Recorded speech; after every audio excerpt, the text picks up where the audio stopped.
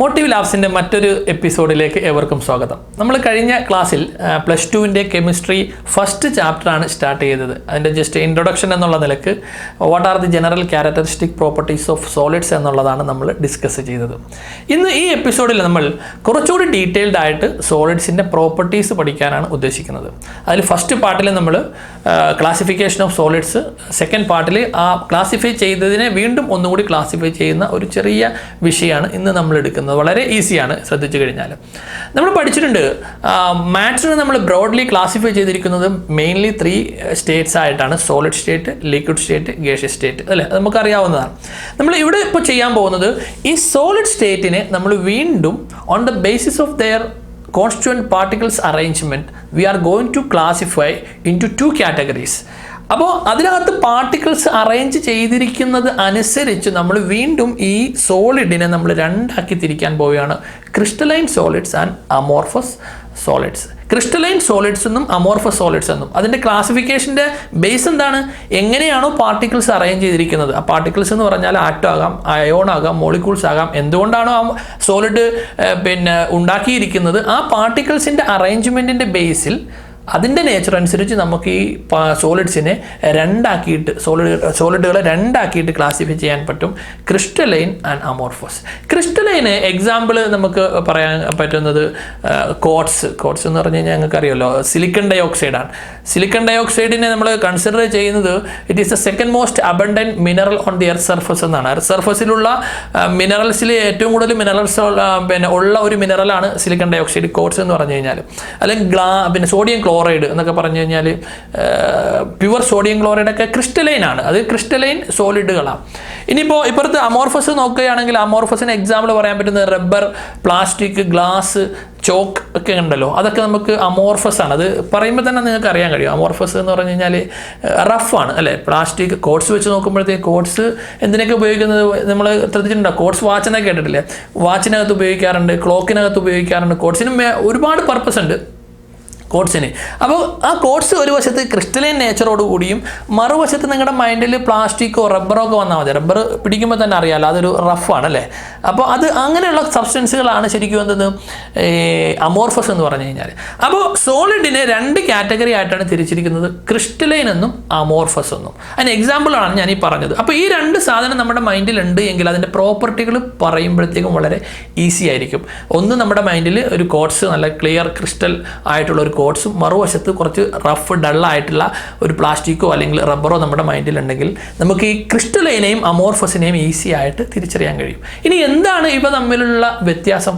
അല്ലെങ്കിൽ ഇവയിൽ നമ്മൾ പറഞ്ഞു പാർട്ടിക്കിൾസിൻ്റെ അറേഞ്ച്മെൻറ്റിൻ്റെ വ്യത്യാസത്തിലാണ് നമ്മൾ ഇതിനെ ക്ലാസിഫൈ ചെയ്തതെന്ന് പറഞ്ഞല്ലോ. എന്താണ് ഇവയുടെ പാർട്ടിക്കിൾസിൻ്റെ അറേഞ്ച്മെൻറ്റിലെ വ്യത്യാസം? ഈ പിക്ചർ നോക്കിയാൽ നിങ്ങൾക്ക് മനസ്സിലാകും. The first one is crystalline solid ആണ്. ഈ ക്രിസ്റ്റലൈൻ സോളിഡ്സിനകത്തുള്ള പ്രത്യേകത എന്താണ്? ഈ പാർട്ടിക്കിൾസ് ഒരു പർട്ടിക്കുലർ ഓർഡറിലാണ് അറേഞ്ച് ചെയ്തിരിക്കുന്നത്, അല്ലേ? ഈ പർട്ടിക്കുലർ ഓർഡറിലാണ് അറേഞ്ച് ചെയ്തിരിക്കുന്നത് മാത്രമല്ല, ആ order through out the crystal നമുക്ക് ഈ ഓർഡർ കാണാനായിട്ട് കഴിയും. അതുകൊണ്ട് അതിനെ വിളിക്കുന്നത് ലോങ് റേഞ്ച് ഓർഡർ സോളിഡ് എന്നാണ് വിളിക്കുന്നത്. അതായത് ആ ഓർഡർ ലോങ് റേഞ്ചിലുണ്ട് എന്നർത്ഥം. അതായത് ഒരുപാട് ആ ത്രൂ ഔട്ട് ദ ക്രിസ്റ്റൽ, ആ ത്രൂ ഔട്ട് ദി സോളിഡ് നമ്മൾ നോക്കിക്കഴിഞ്ഞാൽ എല്ലായിടത്തും ഈ ഒരു പർട്ടിക്കുലർ ഓർഡർ ആയിരിക്കും. അതിനെ നമ്മളെന്ത് വിളിക്കും? ലോങ് റേഞ്ച് ഓർഡർ എന്ന് പറയും. ഇനി സെക്കൻഡ് കേസ് നോക്കൂ, അമോർഫസിൻ്റെ കേസിൽ സ്ട്രക്ചർ നോക്കൂ. ഇവിടെ കുറച്ച് പർട്ടിക്കുലർ ഓർഡർ ഉണ്ട്, അറേഞ്ച്മെൻറ്റ് ഓക്കെയാണ്. പക്ഷേ ഇങ്ങോട്ട് വന്നപ്പോഴോ വേറൊരു ഓർഡറായി, അല്ലെങ്കിൽ ആ ഓർഡർ അവിടെ ഇല്ല എന്ന് പറയും. ഈ ഓർഡർ കുറച്ചേ ഉള്ളൂ, പിന്നെ അങ്ങോട്ട് മാറിക്കഴിഞ്ഞാൽ വേറൊരു ഓർഡറാണ്, അല്ലേ? അപ്പോൾ നമ്മൾ അതിന് പറയുന്നതാണ് എന്തെന്ന്? ഷോർട്ട് റേഞ്ച് ഓർഡർ ആണ് എന്ന് പറയും. അപ്പോൾ ക്രിസ്റ്റലിൻ്റെ കേസിൽ ലോങ് റേഞ്ച് ഓർഡർ ആണ് എന്ന് പറഞ്ഞു കഴിഞ്ഞാൽ അതിനർത്ഥം ആ order through out the crystal എന്തുണ്ട്? ഒരുപാട് ആ സോളിഡുകളുടെ മൊത്തം ഒരു പർട്ടിക്കുലർ ഓർഡറിലാണ്. പക്ഷേ പാർട്ടിക്കിൾസിൻ്റെ അറേഞ്ച്മെൻറ്റ് അമോർഫസിൻ്റെ കേസിൽ വരുമ്പോഴത്തേക്കും അതെന്താണ്? ലോങ് റേഞ്ച് അല്ല, അതൊരു ഷോർട്ട് റേഞ്ച് ആണ് എന്ന് നമുക്ക് പറയാനായിട്ട് കഴിയും. അപ്പോൾ ആ പാർട്ടിക്കിൾസിൻ്റെ അറേഞ്ച്മെൻറ്റിൻ്റെ വ്യത്യാസങ്ങൾ കൊണ്ട് തന്നെയാണ് ഇവയുടെ പ്രോപ്പർട്ടീസിലും വ്യത്യാസമുള്ളത്. നമ്മൾ ഫിസിക്കൽ അപ്പിയറൻസ് എടുത്താലും ഫിസിക്കൽ പ്രോപ്പർട്ടീസ് എടുത്താലും ഈ 2 കാറ്റഗറിയിലുള്ളതും, അതായത് ക്രിസ്റ്റലൈനും അമോർഫസിനും എന്തുണ്ട്?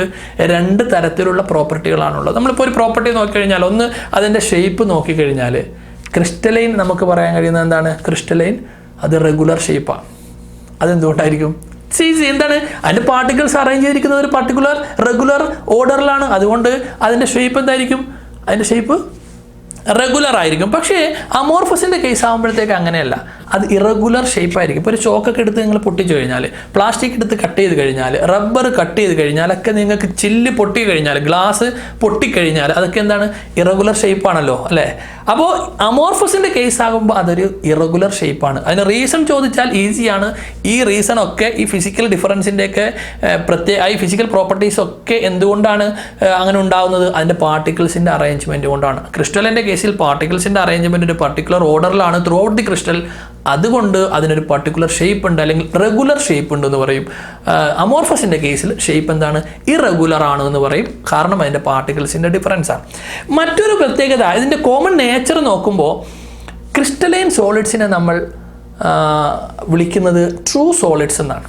ട്രൂ സോളിഡ് എന്ന് വെച്ച് കഴിഞ്ഞാൽ അവൻ സോളിഡാണ്, അവൻ ശരിക്കുള്ള സോളിഡാണെന്ന് പറയുമല്ലോ, ആള് സോളിഡ് തന്നെയാണ്. അപ്പോൾ കാരണം ഒരു പ്യുവർ സോളിഡിൻ്റെ എല്ലാ പ്രോപ്പർട്ടിയും ആര് കാണിക്കും, ഈ ക്രിസ്റ്റലൈൻ സോളിഡ്സുകൾ കാണിക്കും. പക്ഷേ അമോർഫസിൻ്റെ കേസ് ആകുമ്പോഴത്തേക്കും അമോർഫസിനെ നമ്മൾ വിളിക്കുന്നത് സ്യൂഡോ സോളിഡ്സ് എന്നാണ്, അല്ലെങ്കിൽ സൂപ്പർ കൂൾഡ് ലിക്വിഡ്സ് എന്നും വിളിക്കാറാണ്. സ്യൂഡോ എന്ന് വെച്ചാൽ കപടനാണ്. കപടൻ എന്ന് പറഞ്ഞു കഴിഞ്ഞാൽ, കപടൻ എന്ന് പറയാൻ കാരണം അമോർഫസ് സോളിഡ് കാറ്റഗറിയിലാണ്, സോളിഡ് ആണ് ആള്. പക്ഷേ ചില സമയത്ത് എന്ത് ചെയ്യും, ചില സമയത്ത് ലിക്വിഡിൻ്റെയും അല്ലെങ്കിൽ ഗ്യാസിൻ്റെയും പ്രോപ്പർട്ടി കാണിക്കും. ലിക്വിഡിൻ്റെയും ഗ്യാസിൻ്റെ ഒരു കോമൺ പ്രോപ്പർട്ടിയാണ് ദേ ക്യാൻ ഫ്ലോ എന്നുള്ളത്, അല്ലെ, ഫ്ലൂയിഡിറ്റി, ഫ്ലോ ചെയ്യാനുള്ള കപ്പാസിറ്റി. ഈ സോളിഡ് ചില സമയത്ത് എന്ത് ചെയ്യും, ആ പ്രോപ്പർട്ടി കാണിക്കും. ഞാനൊരു ഉദാഹരണം പറയാം. ഇപ്പോൾ വാക്സ്, ക്യാൻഡിൽ, മെഴുകുതിരി ഉണ്ടല്ലോ. മെഴുകുതിരി നമ്മൾ ജസ്റ്റ്, മെഴുകുതിരി സോളിഡ് ആണല്ലോ, മെഴുകുതിരി ഏത് കാറ്റഗറിയിലാണ് വരുന്നത്, ഈ അമോർഫസ് സോളിഡിൻ്റെ കാറ്റഗറിയിലാണ് വരുന്നത്. പക്ഷേ ചെറിയൊരു ടെമ്പറേച്ചർ കൊടുത്തു കഴിഞ്ഞാൽ ആ സോളിഡ് നേച്ചറിൽ നിന്നിട്ട് ആളെന്ത് ചെയ്യും, പതുക്കെ ഒന്ന് ഫ്ലോ ചെയ്യാനായിട്ട് തുടങ്ങും, അല്ലേ, പതുക്കെ ഒന്ന് ഒഴുകി തുടങ്ങും. ശരിക്കും ഒഴുകുക എന്നുള്ളത് ആരുടെ നേച്ചറല്ല, സോളിഡിൻ്റെ നേച്ചറല്ല. അതുകൊണ്ടാണ് അവൻ എന്ത് വിളിക്കുന്നത്, കപടൻ എന്ന് വിളിക്കുന്നത്. അവൻ ആളാരാണ്, കപടനാണ്, സോളിഡിൻ്റെ കാറ്റഗറിയുമാണ്. പക്ഷേ സ്വഭാവം ആരുടെയാണ്, ചില സമയത്തെങ്കിലും ലിക്വിഡിൻ്റെയോ ഗ്യാസിൻ്റെയോ സ്വഭാവം കാണിക്കുന്നതുകൊണ്ടിട്ട് വിളിക്കുന്നത് സ്യൂഡോ സോളിഡ് എന്നാണ്. അപ്പോൾ നമ്മൾ ഡിഫറൻസ് പറയുമ്പോൾ നേച്ചുറലി ക്രിസ്റ്റലൈൻ ആണെങ്കിൽ ട്രൂ സോളിഡ്സ് ആണ്, പക്ഷേ അമോർഫസ് ആണെങ്കിൽ നമ്മൾ ഉപയോഗിക്കുന്ന വാക്ക് എന്താണ്, സ്യൂഡോ സോളിഡ് ആണ്. True solid and pseudo solid എന്നുള്ളത്. മറ്റൊരു ഫിസിക്കൽ പ്രോപ്പർട്ടി നമുക്ക് മെഷർ ചെയ്യുമ്പോഴത്തേക്കും കിട്ടുന്നത് ഇതിൻ്റെ മെൽറ്റിംഗ് പോയിൻറ്റിൻ്റെ ഡിഫറൻസ് ആണ്. മെൽറ്റിംഗ് പോയിന്റ് എന്ന് പറഞ്ഞാൽ എന്താണ്, മെൽറ്റ് ചെയ്യപ്പെടുന്ന ടെമ്പറേച്ചറാണ് ഇത്. Temperature at which solid changes to liquid എന്നാണ് നമ്മൾ പഠിച്ചിട്ടുള്ളത്, അല്ലേ. സോളിഡ് സ്റ്റേറ്റിലുള്ള ഒന്ന് ലിക്വിഡ് സ്റ്റേറ്റിലേക്ക് മാറാൻ ഉള്ള ആ ടെമ്പറേച്ചറിനെയാണ് നമ്മൾ മെൽറ്റിംഗ് പോയിന്റ് എന്ന് പറയുന്നത്. ഉദാഹരണത്തിന് ഞാൻ ഐസ് എടുത്തു. ഐസ് ഒരു പർട്ടിക്കുലർ ടെമ്പറേച്ചറിൽ എന്ത് ചെയ്യും, അലുത്ത് അല്ലെങ്കിൽ അത് മെൽറ്റ് ചെയ്തിട്ട് എന്താവും, വാട്ടറായിട്ട് മാറും. അപ്പോൾ ഏത് ടെമ്പറേച്ചറിലാണോ ഐസ് മെൽറ്റ് ചെയ്ത് വാട്ടറായിട്ട് മാറുന്നത്, ആ ടെമ്പറേച്ചറിനെയാണ് നമ്മൾ എന്ത് വിളിക്കുന്നത്, മെൽറ്റിംഗ് പോയിന്റ് എന്ന് വിളിക്കുന്നത്. ക്രിസ്റ്റലൈൻ സോളിഡ്സിൻ്റെ കേസിൽ അതുപോലെ തന്നെ ആ സോളിഡ് മെൽറ്റ് ചെയ്തിട്ട് സോളിഡ് സ്റ്റേറ്റിൽ നിന്ന് ലിക്വിഡ് സ്റ്റേറ്റിലേക്ക് മാറേണ്ട ടെമ്പറേച്ചർ. ക്രിസ്റ്റലൈൻ്റെ കേസിൽ നമുക്ക് പറയാൻ കഴിയും ക്രിസ്റ്റലൈൻ സോളിഡ്സിന് ഷാർപ്പ് മെൽറ്റിംഗ് പോയിന്റ് ആയിരിക്കും എന്ന് പറയാൻ കഴിയും. പക്ഷേ അമോർഫസിൻ്റെ കേസ് ആകുമ്പോഴത്തേക്കും there is no definite melting point. Range of temperature ആയിരിക്കും അതിൻ്റെ മെൽറ്റിംഗ് പോയിന്റ്. അതിന് കാരണം നമുക്ക് ഈ സ്ട്രക്ചർ വെച്ചിട്ട് എക്സ്പ്ലെയിൻ ചെയ്യാനായിട്ട് കഴിയും. ഈ സ്ട്രക്ചർ നോക്കിയാൽ നമുക്കറിയാമല്ലോ, ഈ മെൽറ്റ് ചെയ്യുക എന്ന് പറഞ്ഞു കഴിഞ്ഞാൽ സോളിഡിൽ നിന്ന് ലിക്വിഡിലേക്ക് മാറുക എന്ന് പറഞ്ഞു കഴിഞ്ഞാൽ ആ സോളിഡിലുള്ള ബോണ്ടുകൾ ബ്രേക്ക് ചെയ്യുമ്പോഴാണ് എന്ത് ചെയ്യുന്നത്, അത് ലിക്വിഡ് സ്റ്റേറ്റിലേക്ക് മാറുന്നത്. ഇപ്പോൾ നമ്മൾ ഈ ക്രിസ്റ്റലൈൻ സ്ട്രക്ചർ എടുത്ത് നോക്കിക്കഴിഞ്ഞാൽ ഇതിനകത്ത് ഞാനിപ്പോൾ ഒരു പർട്ടിക്കുലർ ടെമ്പറേച്ചർ ഇങ്ങനെ കൊടുക്കണം, അല്ലെങ്കിൽ എൻ്റെ ടെമ്പറേച്ചർ ഞാൻ ഇങ്ങനെ ഹീറ്റ് ഇങ്ങനെ ഇൻക്രീസ് ചെയ്യുക എന്ന് വെച്ചോളി. ഒരു പർട്ടിക്കുലർ ടെമ്പറേച്ചർ എത്തുമ്പോൾ ഈ എല്ലാ ബോണ്ടുകളും ഒരേപോലെ ബ്രേക്ക് ചെയ്യും ക്രിസ്റ്റലൈൻ്റെ കേസിൽ. കാരണം എന്താണ്, എല്ലാം ഒരേപോലെയാണ് അറേഞ്ച് ചെയ്തിരിക്കുന്നത്, എല്ലാം തമ്മിലുള്ള ബന്ധം ഒരേപോലെയാണ്, എല്ലാം തമ്മിലുള്ള ഫോഴ്സ് ഒരേപോലെയാണ്, എല്ലാം ഒരേ പാറ്റേണിലാണ്. അതുകൊണ്ട് തന്നെ ഒരു പർട്ടിക്കുലർ ടെമ്പറേച്ചർ റീച്ച് ചെയ്യുമ്പോഴത്തേക്കും എല്ലാ ബോണ്ടും ഒരുമിച്ച് ബ്രേക്ക് ആകും, ഒരുമിച്ച് മെൽറ്റ് ചെയ്യും. ആ ക്രിസ്റ്റൽ ഒരുമിച്ച് എന്ത് ചെയ്യും, ആ സോളിഡ് ഒരുമിച്ച് എന്ത് ചെയ്യും, മെൽറ്റ് ചെയ്യും. അതായത് ഒരു പർട്ടിക്കുലർ ടെമ്പറേച്ചർ മതി, ഒരു ഷാർപ്പ് ടെമ്പറേച്ചറിൽ അത് മെൽറ്റ് ചെയ്യും, അത് മൊത്തം മെൽറ്റ് ചെയ്യും. അതുകൊണ്ടാണ് നമ്മൾ പറയുന്നത് ക്രിസ്റ്റലിൻ്റെ കേസിൽ they have sharp melting point എന്ന് പറയുന്നത്. ഇനി അമോർഫസിൻ്റെ കേസിലാവുമ്പോഴോ, ഈ പിക്ചർ നോക്കിക്കോളി. ഈ അമോർഫസിൻ്റെ കേസിൽ നമ്മൾ ഹീറ്റ് കൊടുക്കുന്നു, ഒരു പർട്ടിക്കുലർ ടെമ്പറേച്ചർ എത്തുമ്പോൾ ചിലപ്പോൾ ഈ ബോണ്ട് ബ്രേക്ക് ചെയ്യും, പക്ഷേ ഈ ബോണ്ട് ബ്രേക്ക് ചെയ്യില്ല. അത് ബ്രേക്ക് ചെയ്യണമെങ്കിൽ എന്ത് ചെയ്യണം, കുറച്ചുകൂടി കൂടുതൽ കൊടുക്കേണ്ടി വരും, കാരണം അതിൻ്റെ സ്ട്രക്ചർ കുറച്ച് വ്യത്യാസമുണ്ട്. ഇവിടെ ഈ ബോണ്ട് നോക്കിക്കഴിഞ്ഞാലോ കുറച്ചുകൂടി നമ്മൾ എന്ത് ചെയ്യേണ്ടി വരും, ഹീറ്റ് വേറെ കൊടുക്കേണ്ടി വരും. അപ്പോൾ ഒരു പർട്ടിക്കുലർ ടെമ്പറേച്ചറിൽ മൊത്തം സോളിഡും എന്ത് ചെയ്യൂല, ബ്രേക്ക് ചെയ്യാൻ കഴിയില്ല. അതൊരു വൈഡ് റേഞ്ച് ഓഫ് ടെമ്പറേച്ചറിലായിരിക്കും ബ്രേക്ക് ചെയ്യുന്നത്. ഒരു ടെമ്പറേച്ചറിൽ കുറച്ച് മെൽറ്റ് ചെയ്യും, അടുത്ത ടെമ്പറേച്ചറിൽ കുറച്ച് മെൽറ്റ് ചെയ്യും, വീണ്ടും ടെമ്പറേച്ചർ കൂട്ടുമ്പോൾ കുറച്ച് മെൽറ്റ് ചെയ്യും. അങ്ങനെ റേഞ്ച് ഓഫ് ടെമ്പറേച്ചറിലായിരിക്കും അതിൻ്റെ മെൽറ്റിങ് നടക്കുന്നത്.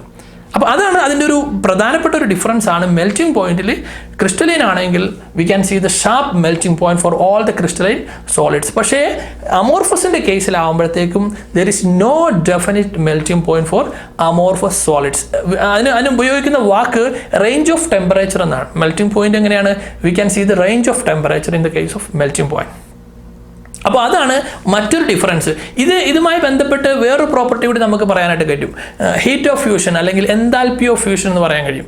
എൻതാൽപ്പി ഓഫ് ഫ്യൂഷൻ അല്ലെങ്കിൽ ഹീറ്റ് ഓഫ് ഫ്യൂഷൻ എന്ന് പറഞ്ഞു കഴിഞ്ഞാൽ നമ്മൾ കൊടുക്കുന്ന എമൗണ്ട് ഓഫ് എനർജിയാണ്. എത്ര എമൗണ്ട് ഓഫ് എനർജി കൊടുത്താലാണ് ഒരു particular amount of substance fuse ചെയ്യുക അല്ലെങ്കിൽ ഉരുകുക, സോളിഡ് സ്റ്റേറ്റിൽ നിന്ന് ലിക്വിഡ് സ്റ്റേറ്റിലേക്ക് മാറുക, മെൽറ്റ് ചെയ്യാനായിട്ട് നമ്മൾ എന്തുമാത്രം ഹീറ്റ് എനർജി കൊടുക്കണമോ. മെൽറ്റിംഗ് പോയിന്റ് എന്ന് പറഞ്ഞു കഴിഞ്ഞാൽ ഏത് ടെമ്പറേച്ചറിലാണോ മെൽറ്റ് ചെയ്യുന്നത് ആ ടെമ്പറേച്ചറിനെയാണ് പറയുന്നത്. ഹീറ്റ് ഓഫ് ഫ്യൂഷൻ എന്ന് പറഞ്ഞാൽ എന്തുമാത്രം ടെമ്പറേച്ചർ ആണോ കൊടുക്കേണ്ടത് അത് മെൽറ്റ് ചെയ്യാൻ, അതിനെയാണ് നമ്മൾ ഹീറ്റ് ഓഫ് ഫ്യൂഷൻ എന്ന് പറയുന്നത്. ഈ ക്രിസ്റ്റലിൻ്റെ കേസിലും ഈ പറഞ്ഞ പോലെ തന്നെ എന്താണ് ഹീറ്റ് ഓഫ് ഫ്യൂഷൻ എന്താണ് ഡെഫിനിറ്റ് ആണ്. കാരണം എന്താണ് ഒരു പർട്ടിക്കുലർ എമൗണ്ട് കൊടുക്കുമ്പോൾ എല്ലാം ബ്രേക്ക് ചെയ്തിട്ട് എന്ത് ചെയ്തും ഫ്യൂസ് ചെയ്തോളും അല്ലെങ്കിൽ ഫ്യൂഷൻ നടന്നോളും. Heat of fusion heat of fusion എന്ന് പറഞ്ഞാൽ ആ എമൗണ്ട് ഓഫ് എനർജിയാണ്. അപ്പോൾ മെൽറ്റിംഗ് നടക്കാനായിട്ട് ഒരു പർട്ടിക്കുലർ എമൗണ്ട് കൊടുത്താൽ മതിയാകും. അതായത് ഡെഫിനിറ്റ് ഹീറ്റ് ഓഫ് ഫ്യൂഷൻ നമുക്ക് എവിടെ കാണാൻ കഴിയും? ക്രിസ്റ്റലിൻ്റെ കേസിൽ കാണാൻ കഴിയും. പക്ഷേ അമോർഫസിൻ്റെ കേസിലാകുമ്പോഴോ അമോർഫസിൻ്റെ കേസിൽ അങ്ങനെ കാണാൻ കഴിയില്ല. കാരണം എന്ന് പറഞ്ഞു കഴിഞ്ഞാൽ പല എമൗണ്ടിലുള്ള ഹീറ്റ് ഓഫ് എനർജി കൊടുത്താണ് പലതരത്തിൽ മെൽറ്റിംഗ് നടക്കുകയുള്ളൂ, അല്ലെങ്കിൽ അത് മൊത്തം മെൽറ്റ് ചെയ്ത് പോവുകയുള്ളൂ. കാരണം ബോണ്ടിൻ്റെ അറേഞ്ച്മെൻറ്റ് പലതും പലതരത്തിലാണ്, ഇറഗുലറാണ്. അപ്പോൾ അത് മറ്റൊരു ഡിഫറൻസ് ആയിട്ട് നമുക്ക് പറയാൻ കഴിയും ക്രിസ്റ്റലൈൻ്റെയും അമോർഫസിൻ്റെയും. ക്രിസ്റ്റലൈൻ്റെ കേസിൽ നമുക്ക് എന്ത് പറയാൻ കഴിയും? ഡെഫിനിറ്റ് ഹീറ്റ് ഓഫ് ഫ്യൂഷൻ എന്ന് പറയാൻ കഴിയും. പക്ഷേ അമോർഫസിൻ്റെ കേസിൽ no definite heat of fusion എന്ന് പറയാൻ കഴിയും. അതുപോലെ തന്നെ മറ്റൊരു പ്രോപ്പർട്ടി, ഒരു ഡിഫറൻസ് നമുക്ക് ക്രിസ്റ്റലൈൻ്റെയും അമോർഫസിൻ്റെയും അതിൻ്റെ സ്ട്രക്ചറൽ ബേസിസിൽ നമുക്ക് പറയാൻ കഴിയുന്നത് അതിൻ്റെ ക്ലീവേജ്. അത് കട്ട് ചെയ്യുമ്പോൾ നമ്മളൊരു ഷാർപ്പ് നൈഫ് എടുത്തിട്ട് അത് കട്ട് ചെയ്ത് കഴിഞ്ഞാൽ ക്രിസ്റ്റലിൻ്റെ കേസിൽ നമുക്ക് സ്മൂത്ത് ആയിട്ടുള്ള പ്ലെയിൻ സർഫസ് കിട്ടുമെന്നുള്ളതാണ്. സ്മൂത്ത് പ്ലെയിൻ സർഫസ് ആയിരിക്കും അത് കട്ട് ചെയ്ത് കഴിഞ്ഞാൽ കിട്ടുന്നത്. പക്ഷേ അമോർഫസിൻ്റെ കേസിലാകുമ്പോൾ ഉദാഹരണത്തിന് നിങ്ങളൊരു റബ്ബർ എടുത്തിട്ട് കട്ട് ചെയ്തെന്ന് വെച്ചോളി, കത്തി കൊണ്ട് കട്ട് ചെയ്താലും അതിൻ്റെ സർഫസ് റഫ് ആയിരിക്കും, നല്ല സ്മൂത്ത് ആയിരിക്കുമോ? അല്ലല്ലോ, അത് സ്മൂത്ത് ആയിരിക്കില്ല. അപ്പോൾ അതിന് കാരണവും നേരത്തെ പറഞ്ഞതൊക്കെ തന്നെയാണ്, സ്ട്രക്ചറൽ ഡിഫറൻസ് തന്നെയാണ്, അതിൻ്റെ പാർട്ടിക്കിൾസിൻ്റെ അറേഞ്ച്മെൻറ്റിലുള്ള വ്യത്യാസമാണ്. അപ്പോൾ അമോർഫസിൻ്റെ കേസിൽ അതിൻ്റെ ക്ലീവേജ് അത് സ്മൂത്ത് ആയിരിക്കില്ല, അത് പ്ലെയിൻ ആയിരിക്കില്ല. പക്ഷേ ക്രിസ്റ്റലിൻ്റെ കേസിൽ we will get smooth plain surface when we cut with a knife. ഒരു നൈഫ് വെച്ചിട്ട് കട്ട് ചെയ്ത് കഴിഞ്ഞാൽ നമുക്ക് സ്മൂത്ത് ആയിട്ടുള്ള അല്ലെങ്കിൽ പ്ലെയിൻ ആയിട്ടുള്ള ഒരു സർഫസ് ക്രിസ്റ്റലൈൻ്റെ കേസിൽ കിട്ടും. പക്ഷേ അമോർഫസിൻ്റെ കേസിൽ നമുക്ക് കിട്ടില്ല. അത് മറ്റൊരു ഡിഫറൻസ് ആയിട്ട് നമുക്ക് പറയാനായിട്ട് കഴിയും. വേറൊരു ഡിഫറൻസ്, ഇതിൻ്റെ ഫിസിക്കൽ പ്രോപ്പർട്ടീസുകൾ നമ്മൾ മെഷർ ചെയ്ത് കഴിഞ്ഞാൽ, ഫിസിക്കൽ പ്രോപ്പർട്ടീസ് മെഷർ ചെയ്യുക എന്ന് പറഞ്ഞാൽ ഉദാഹരണത്തിന് ഇലക്ട്രിക്കൽ കണ്ടക്റ്റൻസ്, ഇലക്ട്രിസിറ്റി കടത്തിവിടാനുള്ള കപ്പാസിറ്റി, അല്ലെങ്കിൽ റിഫ്രാക്റ്റീവ് ഇൻഡെക്സ് ഒക്കെ നിങ്ങൾ പഠിച്ചിട്ടുണ്ട് ഫിസിക്സിൽ അല്ലേ. റിഫ്രാക്റ്റീവ് ഇൻഡെക്സ് എന്ന് വെച്ച് കഴിഞ്ഞാൽ ലൈറ്റ് എനർജി കടത്തിവിടാനുള്ള കപ്പാസിറ്റി. ഇത് നമ്മൾ നോക്കിക്കഴിഞ്ഞാൽ ക്രിസ്റ്റലൈൻ്റെ കേസിലാവുമ്പോഴത്തേക്കും അതിന് നമ്മൾ ഉപയോഗിക്കുന്ന വാക്ക് അത് അനൈസോട്രോപ്പിക് ആണ് എന്നാണ്. അനൈസോട്രോപ്പിക്. പക്ഷേ അമോർഫസിൻ്റെ കേസിൽ നമ്മൾ പറയുന്ന വാക്ക് അത് ഐസോട്രോപ്പിക് ആണ് എന്നാണ്. ഐസോട്രോപ്പിയും അനൈസോട്രോപ്പിയും തമ്മിലുള്ള വ്യത്യാസം എന്താണ്? ഐസോട്രോപ്പി എന്ന് പറഞ്ഞു കഴിഞ്ഞാൽ ഏതൊരു ഡയറക്ഷനിലും നമ്മൾ ഈ ഫിസിക്കൽ പ്രോപ്പർട്ടി മെഷർ ചെയ്താൽ നമുക്ക് ഒരേ വാല്യൂ കിട്ടുന്നുണ്ട് എങ്കിൽ അതിനെയാണ് നമ്മൾ ഐസോട്രോപ്പി എന്ന് വിളിക്കുന്നത്. പക്ഷേ അനൈസോട്രോപ്പി എന്ന് പറഞ്ഞു കഴിഞ്ഞാൽ പല ഡയറക്ഷനിൽ നമ്മൾ ഒരു ഫിസിക്കൽ പ്രോപ്പർട്ടി മെഷർ ചെയ്ത് കഴിഞ്ഞാൽ, അളന്നെടുത്ത് കഴിഞ്ഞാൽ നമുക്ക് പല വാല്യൂ ആണ് കിട്ടുന്നതെങ്കിൽ നമ്മൾ അതിനെന്ത് വിളിക്കും? അനൈസോട്രോപ്പി എന്ന് വിളിക്കും. ഇവിടെ ശ്രദ്ധിക്കേണ്ടത് ക്രിസ്റ്റലൈൻ സോളിഡ്സ് അനൈസോട്രോപ്പി ആണ് എന്നുള്ളതാണ്. റെഗുലർ സ്ട്രക്ചറുള്ള ക്രിസ്റ്റലൈൻ സോളിഡ്സിന് അനൈസോട്രോപ്പിയും ഇറഗുലർ സ്ട്രക്ചറുള്ള അമോർഫസ് സോളിഡ്സിന് ഐസോട്രോപ്പിക് നേച്ചറുമാണുള്ളത്. അതിന് കാരണം എന്താണ്? ഈ പിക്ചർ നോക്കിക്കഴിഞ്ഞാൽ നമുക്ക് മനസ്സിലാവും. ഈ പിക്ചറിൽ ഇപ്പോൾ ഉദാഹരണത്തിന് ഞാൻ ഈ ഡയറക്ഷനിൽ ഞാൻ ഇലക്ട്രിക്കൽ ചാർജ് കടത്തിവിടുകയാണ്. ഇലക്ട്രിക്കൽ ചാർജ് കടത്തി വിടുമ്പോൾ അല്ലെങ്കിൽ അതിൻ്റെ ചാർജിൻ്റെ ഫ്ലോ ഞാൻ മെഷർ ചെയ്യുകയാണെങ്കിൽ നിങ്ങൾക്ക് മനസ്സിലാകും. നോക്കി, ഇതെല്ലാം ഒരേ പർട്ടിക്കുലർ ഓർഡർ ആയത് കാരണം എനിക്കവിടെ മെഷർ ചെയ്ത് കഴിയുമ്പോഴത്തേക്ക് ഒരു പർട്ടിക്കുലർ വാല്യൂ കിട്ടും. ഇനി അതേ ഇലക്ട്രിക്കൽ കണ്ടക്ടിവിറ്റി അല്ലെങ്കിൽ ഇലക്ട്രിക്കൽ കണ്ടക്റ്റൻസ് ഞാൻ ഈ ഡയറക്ഷനിൽ മെഷർ ചെയ്തു എന്ന് വിചാരിക്കുക. അപ്പോൾ ഞാൻ കട്ട് ചെയ്യുന്നത് എന്താണ്? ഞാൻ ഇവിടെ ഇപ്പോൾ ഈ ഡയറക്ഷനിലാണെന്നുണ്ടെങ്കിൽ അതിലെ ബ്ലൂ ഡോട്ടുകൾ മാത്രമേ കട്ട് ചെയ്യുള്ളൂ. അതുവഴി എനിക്ക് വേറൊരു വാല്യൂ ആയിരിക്കും കിട്ടുന്നത്. നേരത്തെ ഞാൻ കടത്തിവിട്ടപ്പോൾ എല്ലാം റെഡ് ഡോട്ട് വഴിയാണ് എനിക്ക് കടത്തിവിട്ടതെങ്കിൽ അതുകൊണ്ട് എനിക്കൊരു വാല്യൂ കിട്ടും. പക്ഷേ ആ വാല്യൂ ആയിരിക്കില്ല ഞാൻ ഈ ബ്ലൂ ഡോട്ട് വഴി കടത്തിവിട്ട് കഴിഞ്ഞാൽ, കാരണം അവിടുത്തെ പാർട്ടിക്കിൾസ് വേറെയാണ്. ഇനി ഞാൻ ഇങ്ങനെ ക്രോസിൽ വിട്ടു എന്ന് വിചാരിച്ചോളി. ക്രോസിൽ വിടുമ്പോൾ റെഡും കട്ട് ചെയ്യുന്നുണ്ട്, ബ്ലൂവും കട്ട് ചെയ്യുന്നുണ്ട് അല്ലേ? അവിടെ എനിക്ക് വേറൊരു വാല്യൂ ആയിരിക്കും കിട്ടുന്നത്. അപ്പം ഞാൻ വിവിധ ഡയറക്ഷനിൽ കടത്തി വിട്ടപ്പോൾ എനിക്ക് എന്താ കിട്ടിയത്? വിവിധ വാല്യൂകൾ കിട്ടാൻ കാരണം പാർട്ടിക്കിൾസിൻ്റെ അറേഞ്ച്മെൻറ്റ് ഒരു പർട്ടിക്കുലർ ഓർഡർ ആയത് കാരണം നമ്മൾ ഒരു പർട്ടിക്കുലർ ആംഗിളിൽ അളന്ന് വിടുമ്പോൾ നമുക്ക് അങ്ങനെ വാല്യൂകൾ കിട്ടുകയുള്ളൂ. അപ്പോൾ അതുകൊണ്ട് ക്രിസ്റ്റലൈൻ്റെ കേസിൽ ഒരു പർട്ടിക്കുലർ ഓർഡർ ഉണ്ട് എങ്കിൽ ക്രിസ്റ്റലൈൻ്റെ കേസിൽ ഫിസിക്കൽ പ്രോപ്പർട്ടീസ് മെഷർ ചെയ്ത് കഴിഞ്ഞാൽ നമുക്ക് പല ഡയറക്ഷനിലും പല വാല്യൂസ് ആയതുകൊണ്ട് തന്നെ അതിനെ വിളിക്കുന്ന പേരാണ് anisotropic. Anisotropy. So crystalline solids are anisotropic in nature എന്ന് പറഞ്ഞു കഴിഞ്ഞാൽ if we measure the physical properties of crystalline solids we will get, in different directions we will get different values. അപ്പോൾ ഡിഫറെൻറ്റ് ഡയറക്ഷനിൽ നമ്മളത് മെഷർ ചെയ്ത് കഴിഞ്ഞാൽ നമുക്ക് different values കിട്ടുന്നത് കൊണ്ടാണ് നമ്മൾ ക്രിസ്റ്റലൈൻ സോളിഡ്സിനെ അനൈസോട്രോപ്പിക് എന്ന് വിളിക്കുന്നത്. ഇനി ഐസോട്രോപ്പിക്കിൻ്റെ കേസ് നോക്കൂ, ഈ സ്ട്രക്ചർ നോക്കിയാൽ നമുക്ക് മനസ്സിലാവും. അത് മെഷർ ചെയ്യുമ്പോൾ ഇപ്പോൾ ഈ ഡയറക്ഷനിലാണ് എങ്കിൽ ഇറഗുലർ ഷേപ്പ് ആയതുകൊണ്ട് തന്നെ നമുക്കൊരു ആവറേജ് വാല്യൂ ഇങ്ങനെ കിട്ടും. ഇനി ഞാൻ ഈ ഡയറക്ഷനിലാണ് മെഷർ ചെയ്യുന്നതെങ്കിലോ ഏകദേശം അതുപോലെ ഇറഗുലർ ഷേപ്പ് ആയത് കാരണം നമുക്ക് കിട്ടുന്ന ആവറേജ് വാല്യൂ എന്തായിരിക്കും? നേരത്തെ മെഷർ ചെയ്തതുപോലെ തന്നെയുള്ള വാല്യൂ ആയിരിക്കും. Means any direction we will get the same value for the physical properties. Physical propertiesന്റെ മെഷർമെൻറ്റിന് നമുക്ക് ഏകദേശം സെയിം വാല്യൂ കിട്ടുന്നത് കൊണ്ട് അമോർഫസ് സോളിഡ്സിനെ നമ്മൾ എന്ത് വിളിക്കും? ഐസോട്രോപ്പിക് എന്ന് വിളിക്കും. ഐസോട്രോപ്പിക് എന്ന് വിളിക്കും. അപ്പോൾ ഇതാണ് നമ്മൾ ക്രിസ്റ്റലൈനും അമോർഫസും തമ്മിലുള്ള പ്രധാനപ്പെട്ട ഡിഫറൻസുകൾ. അപ്പോൾ എക്സാമിന് സാധാരണ ചോദിക്കാറുള്ള ഒരു ചോദ്യമാണ് what are the differences between crystalline solids and amorphous solids. അപ്പോൾ നിങ്ങൾ 5-6 പ്രോപ്പർട്ടീസിൻ്റെ ഡിഫറൻസ് എഴുതുക. അതോടൊപ്പം തന്നെ നിങ്ങൾ പഠിക്കേണ്ടത് അതിൻ്റെ എക്സാമ്പിളുകളാണ്. ഇനിയിപ്പോൾ ഈ ചാർട്ടിൽ ഞാനത് ബ്രീഫായിട്ട് നമുക്ക് പറയാനായിട്ട് കഴിയും. എന്താണ്? ഒന്ന് ക്രിസ്റ്റലൈൻ സോളിഡ്സിൻ്റെ കേസിൽ നമുക്ക് അതിൻ്റെ ഷേപ്പുമായി ബന്ധപ്പെട്ട് അതിൻ്റെ നേച്ചറുമായി ബന്ധപ്പെട്ട് നമുക്ക് പറയാൻ കഴിയും ദേ ആർ ട്രൂ സോളിഡ്സ്. മറ്റേതാണെങ്കിലോ സ്യൂഡോ സോളിഡ്സ് ആണ്, അല്ലെങ്കിൽ സൂപ്പർ കൂൾഡ് ലിക്വിഡ്സ് എന്ന് പറയാനായിട്ട് കഴിയും. ഇനി അറേഞ്ച്മെൻറ്റ് ഓഫ് പാർട്ടിക്കിൾസ് നോക്കിക്കഴിഞ്ഞാൽ ലോങ് റേഞ്ച് ഓർഡർ ആണ് ഒന്ന്, മറ്റേതെന്താണ്? ഷോർട്ട് റേഞ്ച് ഓർഡർ ആണ് എന്ന് പറയാനായിട്ട് കഴിയും. ഇനി ഷേപ്പുമായി ബന്ധപ്പെട്ട് നമുക്ക് പറയാൻ കഴിയുന്നത് എന്താണ്? ക്രിസ്റ്റലൈൻ്റെ കേസിലാകുമ്പോഴത്തേക്കും ക്യാരക്ടറിസ്റ്റിക് ഷേപ്പ് ഉണ്ട്, അല്ലെങ്കിൽ റെഗുലർ ഷേപ്പ് ആണെന്ന് പറയാൻ കഴിയും. പക്ഷേ അമോർഫസിൻ്റെ കേസിലാകുമ്പോൾ ഇറഗുലർ ഷേപ്പ് ആണെന്ന് പറയാനായിട്ട് കഴിയും. ഇനി മെൽറ്റിംഗ് പോയിന്റ് അതുപോലെ തന്നെ ഹീറ്റ് ഓഫ് ഫ്യൂഷൻ രണ്ടും എടുത്തു കഴിഞ്ഞാൽ നമുക്ക് ക്രിസ്റ്റലൈൻ്റെ കേസിലാണെങ്കിൽ നമുക്ക് പറയാൻ എന്താണ്? They possess a sharp melting point, അല്ലെങ്കിൽ they possess a definite heat of fusion എന്ന് പറയാൻ കഴിയും. പക്ഷേ അമോർഫസിന്റെ കേസിലാവുമ്പോൾ do not have sharp melting point, അല്ലെങ്കിൽ do not have definite heat of fusion എന്ന് പറയാനായിട്ട് കഴിയും. അപ്പോൾ അത് പഠിക്കുമ്പോൾ നിങ്ങൾ അത് കമ്പയർ ചെയ്ത് പഠിച്ചാൽ ആൻസർ എഴുതാനും എളുപ്പമായിരിക്കും. കമ്പാരിസൺ ചോദിച്ചാൽ ഏറ്റവും കുറഞ്ഞ വാക്കുകളിൽ എഴുതിയാൽ മതിയാവും, പക്ഷേ അത് ക്ലിയർ ആയിരിക്കണം. മറ്റൊരു ഡിഫറൻസ് നമുക്ക് പിന്നെ പറയാൻ കഴിയുന്നത് അത് കട്ട് ചെയ്യുമ്പോൾ അത് കിട്ടുന്ന ക്ലീവേജിൻ്റെയാണ്. അപ്പോൾ ക്ലീൻ കട്ട് അല്ലെങ്കിൽ സ്മൂത്ത് ആയിട്ടുള്ള ഷാർപ്പ് ആയിട്ടുള്ള സ്മൂത്ത് ആയിട്ടുള്ള ഒരു സർഫസ് ആയിരിക്കും കട്ട് ചെയ്ത് കഴിയുമ്പോൾ ക്രിസ്റ്റലൈൻ സോളിഡ്സിൻ്റെ കേസിൽ കിട്ടുന്നത്. പക്ഷേ അമോർഫസ് സോളിഡ്സിൻ്റെ കേസിൽ എന്താണ്? അങ്ങനെ നമുക്ക് കിട്ടില്ല, ഇറഗുലർ കട്ടായിരിക്കും നമുക്ക് സംഭവിക്കുന്നത് അമോർഫസ് സോളിഡ്സിൻ്റെ കേസിൽ. ഇനി ലാസ്റ്റ് പോയിന്റ് നമുക്ക് പറയാൻ കഴിയുന്നത് നമ്മൾ ലാസ്റ്റ് പറഞ്ഞ പോയിന്റാണ്. Crystalline solids they are anisotropic in nature എന്ന് പറഞ്ഞാൽ അതിൻ്റെ പ്രോപ്പർട്ടി എക്സ്പ്ലെയിൻ ചെയ്യണമെന്നില്ല. അനൈസോട്രോപ്പിക് ആണെന്ന് പറഞ്ഞാൽ ഫിസിക്കൽ പ്രോപ്പർട്ടീസ് എന്താണ്? ഡിഫറെൻറ്റ് ഡയറക്ഷനിൽ ഡിഫറെൻ്റ് ആയിരിക്കും എന്നുള്ളതാണ്. അമോർഫസ് സോളിഡ്സിൻ്റെ കേസിൽ എന്താണ്? അത് ഐസോട്രോപ്പിക് ആയിരിക്കും എന്നുകൂടി നമുക്ക് പറയാനായിട്ട് കഴിയും. ഇനി നമ്മൾ അതിൻ്റെ എക്സാമ്പിളുകൾ നോക്കിക്കഴിഞ്ഞാൽ നമുക്ക് കോമൺ ആയിട്ടുള്ള എക്സാമ്പിളുകൾ പറയാനായിട്ട് പറ്റുന്നത് അയൺ, ഗോൾഡ്, സിൽവർ, കോപ്പർ പോലുള്ള മെറ്റൽസ്. അത് പിന്നെ നോൺ മെറ്റൽസിൻ്റെ കേസ് വരുമ്പോഴത്തേക്കും സൾഫർ, ഫോസ്ഫറസ്, അയഡിൻ പോലുള്ള നോൺ മെറ്റൽസ് കോമ്പൗണ്ടുകൾ, പിന്നെ naphthalene, sodium chloride, zinc sulphide പോലുള്ള കോമ്പൗണ്ടുകളൊക്കെ നമുക്ക് ക്രിസ്റ്റലൈൻ സോളിഡ്സിൻ്റെ കാറ്റഗറിയിൽ വരുത്തുവാൻ കഴിയും. ഇനി ഇപ്പുറത്ത് അമോർഫസ് സോളിഡ്സിൻ്റെ കേസിലാണെങ്കിൽ ഞാൻ നേരത്തെ പറഞ്ഞ ഗ്ലാസ്, പ്ലാസ്റ്റിക്, റബ്ബർ ഒക്കെ നമുക്ക് എന്ത് പറയാൻ പറ്റും? അമോർഫസ് സോളിഡ്സിൻ്റെ കേസിൽ പറയാൻ കഴിയും. നിങ്ങളുടെ ടെക്സ്റ്റ് ബുക്കിൽ ഒരു ചോദ്യമുണ്ട്, classify the following compounds into amorphous and crystalline solids. ഇത് സാധാരണ ചോദിക്കാറുള്ള ഒരു ചോദ്യമാണ്. കുറച്ച് കോമ്പൗണ്ടുകൾ തന്നിട്ട് നമ്മൾ എന്ത് ചെയ്യും? അതിനെ ക്രിസ്റ്റലൈൻ സോളിഡ്സ് എന്നും അമോർഫസ് സോളിഡ്സ് എന്നും ക്ലാസിഫൈ ചെയ്യണം. അപ്പോൾ അതിൻ്റെ ആൻസർ ഞാനിവിടെ പറയാം. പോളിയൂരത്തേൻ്റെ കേസ് ആകുമ്പോൾ അത് അമോർഫസ് സോളിഡ്സ് ആണ്. നാഫ്തലിൻ്റെ കേസ് ആകുമ്പോൾ അത് ക്രിസ്റ്റലൈൻ ആണ്. ബെൻസോയിക് ആസിഡ് ക്രിസ്റ്റലൈൻ സോളിഡ്സ് ആണ്. ട്രെഫ്ലോൺ അമോർഫസ് സോളിഡ്സ് ആണ്. പൊട്ടാഷ്യം നൈട്രേറ്റ് ക്രിസ്റ്റലൈൻ സോളിഡ്സ് ആണ്. സെലോഫെയിൻ അമോർഫസ് സോളിഡ്സ് ആണ്. പോളിവിനൈൽ ക്ലോറൈഡ് അത് അമോർഫസ് ആണ്. പോളിവിനൈൽ ക്ലോറൈഡ് എന്ന് പറഞ്ഞാൽ PVC എന്താണത്? പൈപ്പാണല്ലോ. പൈപ്പ് നമ്മൾ നേരത്തെ പറഞ്ഞു പ്ലാസ്റ്റിക് എന്താണ്? അമോർഫസ് ആണെന്ന് പറഞ്ഞു. അപ്പോൾ അതിൻ്റെ വേറെ രൂപത്തിൽ ചോദിക്കുന്നതാണ്. അപ്പോൾ നിങ്ങൾക്കത് ഒരു ബേസിക് നോളജ് ഉണ്ടെങ്കിൽ നമുക്ക് ഈസി ആയിട്ട് ഇതിൻ്റെ ആൻസറുകൾ എഴുതാനായിട്ട് കഴിയും. ഫൈബർ ഗ്ലാസ് എന്താണ്? അത് അമോർഫസ് സോളിഡ്സ് ആണ്. കോപ്പർ ക്രിസ്റ്റലൈൻ സോളിഡ്സ് ആണ്. ഇത് നിങ്ങളുടെ ടെക്സ്റ്റ് ബുക്കിനകത്തുള്ള ക്വസ്റ്റൻ ആണ്. ഇതുപോലെ സിമിലർ ആയിട്ടുള്ള മറ്റു കോമ്പൗണ്ടുകളും എന്ത് ചെയ്യാം, ചോദ്യങ്ങളായിട്ട് ചോദിക്കാൻ സാധ്യതയുണ്ട്. പിന്നെ ഈ പറഞ്ഞ രീതിയിൽ ക്ലാസിഫൈ ചെയ്യാനായിട്ട് ക്രിസ്റ്റലൈൻ സോളിഡ്സിനെയും അമോർഫസ് സോളിഡ്സിനെയും. ഇതാണ് നമ്മുടെ ഇന്നത്തെ എപ്പിസോഡിൻ്റെ ഫസ്റ്റ് പാർട്ട്.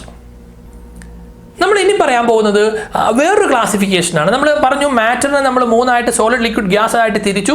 ആ സോളിഡിനെ വീണ്ടും നമ്മൾ ക്രിസ്റ്റലൈൻ ആൻഡ് അമോർഫസ് ആയിട്ട് തിരിച്ചു. ഇനി നമ്മൾ ഈ ക്രിസ്റ്റലൈൻ സോളിഡ്സിനെ വീണ്ടും അതിൻ്റെ ഇന്റർമോളിക്കുലാർ ഫോഴ്സസിൻ്റെ ബേസിൽ, മോളിക്യൂളുകൾക്കിടയിലുള്ള ബോണ്ടിൻ്റെ ഫോഴ്സിൻ്റെ ബേസിൽ നമ്മൾ വീണ്ടും 4ആയിട്ട് തിരിക്കാൻ പോവുകയാണ്. ജനറലി ക്ലാസിഫൈ ചെയ്യുമ്പോഴത്തേക്കും വരുന്നത് 1 molecular solids, 2 ionic solids, 3 metallic solids, 4ാമത്തത് കോവാലന്റ് സോളിഡ്സ്. ഇങ്ങനെ നമുക്ക് വീണ്ടും ഈ ക്രിസ്റ്റലൈൻ സോളിഡ്സിനെ നമുക്ക് 4ആയിട്ട് തിരിക്കാനായിട്ട് കഴിയും. അതിനകത്ത് പഠിക്കാനുള്ളത് എന്താണ് അതിൻ്റെ വ്യത്യാസം. ഞാൻ പറഞ്ഞു ഇവിടെ ക്ലാസിഫൈ ചെയ്യാൻ ഉപയോഗിച്ച ക്രൈറ്റീരിയ എന്താണ്, ഇന്റർമോളിക്കുലാർ ഫോഴ്സസിന്റെ ബേസിലാണ്. നേരത്തെ നമ്മൾ സോളിഡ്സിനെ ക്ലാസിഫൈ ചെയ്തത് എന്തിന്റെ ബേസിലാണ്, പാർട്ടിക്കിൾസിന്റെ അറേഞ്ച്മെന്റിന്റെ ബേസിലാണ്. പക്ഷേ ഇവിടെ നമ്മൾ ക്ലാസിഫൈ ചെയ്യുന്നത് ഇന്റർമോളിക്കുലാർ ഫോഴ്സസിന്റെ ബേസിൽ, മോളിക്യൂൾസിനെ പിടിച്ചു നിർത്തുന്ന ഫോഴ്സിന്റെ ബേസിലാണ് നമ്മൾ ക്ലാസിഫൈ ചെയ്തിരിക്കുന്നത്. Molecular solids, ionic solids, metallic solids and covalent solids എന്നുള്ളത്. ഇനി ഓരോന്നും നമ്മൾ അതിന്റെ ജസ്റ്റ് ഡിഫറൻസ് പറയുന്നു, ഓരോ എക്സാമ്പിളുകൾ പറയുന്നു. അതോടുകൂടി ആ പോർഷൻസ് തീരും നമുക്ക്. ഇതിൽ ഫസ്റ്റ് വരുന്നത് മോളിക്കുലാർ സോളിഡ്സ് ആണ്. മോളിക്കുലാർ സോളിഡ്സ് അല്ലേ, മോളിക്കുലാർ സോളിഡ്സിന്റെ ആ പേരിൽ തന്നെ പറയുന്നുണ്ട് എന്താണ് മോളിക്കുലാർ സോളിഡ്സ്. അതിന്റെ കോൺസ്റ്റിറ്റ്യൂന്റ് പാർട്ടിക്കിൾ എന്താണ്, മോളിക്യൂൾസ് ആണ്. അപ്പോൾ മോളിക്യൂൾസ് കൊണ്ട് ഉണ്ടാക്കിയിരിക്കുന്ന സോളിഡ് ആണ് അത് മോളിക്കുലാർ സോളിഡ്സ്. അതിൽ വീണ്ടും അതിനകത്തുള്ള മോളിക്യൂൾസിൻ്റെ നേച്ചർ അനുസരിച്ച്, ബോണ്ടിങ്ങിൻ്റെ നേച്ചർ അനുസരിച്ച് വീണ്ടും നമുക്ക് അതിനെ 3ആയിട്ടൊന്ന് തിരിക്കാനായിട്ട് കഴിയും. ഈ അതിൻ്റെ ക്ലാസിഫിക്കേഷൻ എളുപ്പമാകാൻ വേണ്ടി, പഠനം എളുപ്പമാകാൻ വേണ്ടി. ഒന്ന് non polar molecular solids, polar molecular solids, 3ാമത്തത് ഹൈഡ്രജൻ ബോണ്ടഡ് മോളിക്കുലാർ സോളിഡ്സ്. ഒന്ന് നോൺ പോളാർ, 2ാമത്തത് പോളാർ, 3ാമത്തത് ഹൈഡ്രജൻ ബോണ്ടഡ് മോളിക്കുലാർ സോളിഡ്സ്. ഞാൻ ഫസ്റ്റ് കാറ്റഗറി എടുക്കുകയാണ്, നോൺ പോളാർ മോളിക്കുലാർ സോളിഡ്സ്. എന്താണ് നോൺ പോളാർ മോളിക്കുലാർ സോളിഡ്സ്? ഇവിടെ നോൺ പോളാർ നേച്ചറുള്ള മോളിക്യൂൾസ് ആണ് ഇവിടെ സോളിഡ് ഫോം ചെയ്തിരിക്കുന്നത്. ഉദാഹരണം ഞാൻ പറയാം, ക്ലോറിൻ മോളിക്യൂൾ. ക്ലോറിൻ മോളിക്യൂൾ എങ്ങനെയാണ് ഫോം ചെയ്യുന്നത്? 2 ക്ലോറിൻ ആറ്റംസ് ചേർന്നിട്ടാണ്, ഒരു കോവാലന്റ് ബോണ്ട് വഴിയാണ് ക്ലോറിൻ മോളിക്യൂൾ ഫോം ചെയ്തിരിക്കുന്നത്. നിങ്ങൾ കഴിഞ്ഞ പോലെ പഠിച്ചിട്ടുണ്ട്.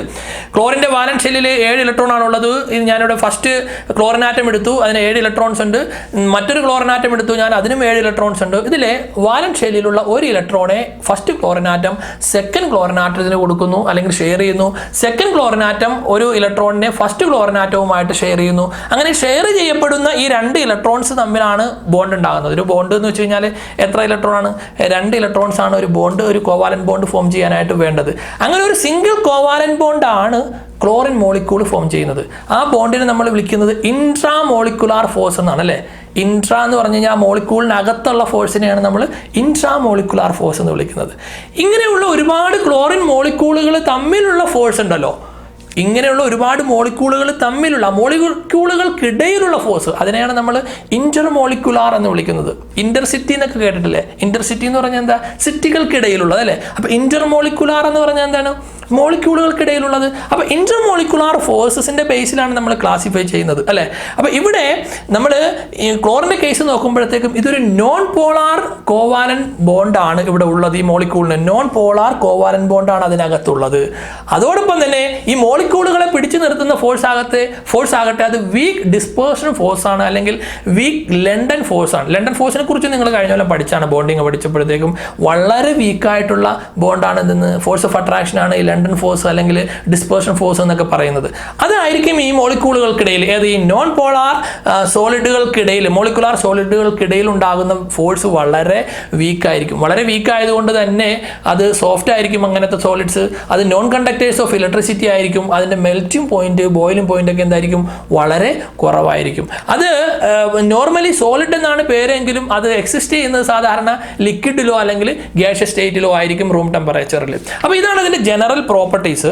ഫസ്റ്റ് കാറ്റഗറിയിൽ വന്നത് നമ്മൾ മോളിക്കുലാർ സോളിഡ്സിൻ്റെ ഫസ്റ്റ് കാറ്റഗറിയിൽ വന്നത് നോൺ പോളാർ ആണ്. അതിന് എക്സാമ്പിൾ നമ്മൾ പറഞ്ഞത് ക്ലോറിൻ മോളിക്യൂൾ ആണ്. ക്ലോറിൻ മോളിക്യൂളിനകത്തുള്ളത് നോൺ പോളാർ നേച്ചർ ആണ്. ക്ലോറിൻ മോളിക്യൂൾ ഒരു നോൺ പോളാർ മോളിക്യൂൾ ആണ്. അതിന് ചാർജ് ഉണ്ടാവില്ല. അത് അടുത്തത് പോളാർ പറയുമ്പോൾ പറയുമ്പോൾ നിങ്ങൾക്ക് മനസ്സിലാവും.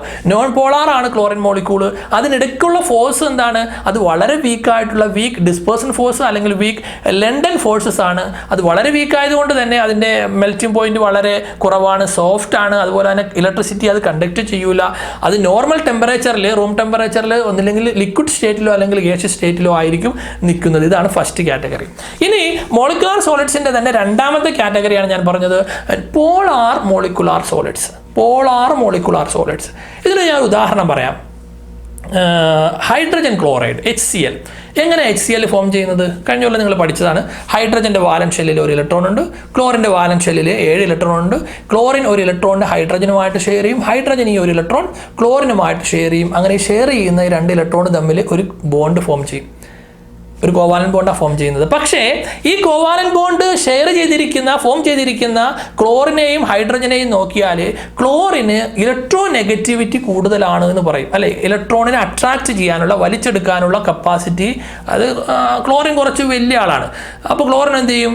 ഈ ഹൈഡ്രജൻ വളരെ ചെറിയൊരു മനുഷ്യനുമാണ്. അപ്പോൾ ക്ലോറിൻ എന്ത് ചെയ്യും? ഷെയർ ചെയ്തിരിക്കുന്ന ഇലക്ട്രോൺ പെയറിനെ അങ്ങോട്ട് വലിച്ചെടുക്കാനുള്ള ഒരു ടെൻഡൻസി കാണിക്കും. അങ്ങനെ ഇലക്ട്രോൺ ഇങ്ങോട്ട് പതുക്കെ മൂവ് ചെയ്യുന്നതുകൊണ്ട്, സ്ലൈറ്റ്ലി ഒന്ന് ഒരു ഫോഴ്സ് അങ്ങോട്ട് മാറുന്നതുകൊണ്ട് ക്ലോറിന്റെ മോളിൽ ഒരു പാർഷ്യൽ നെഗറ്റീവ് ചാർജ് ഉണ്ടാവും.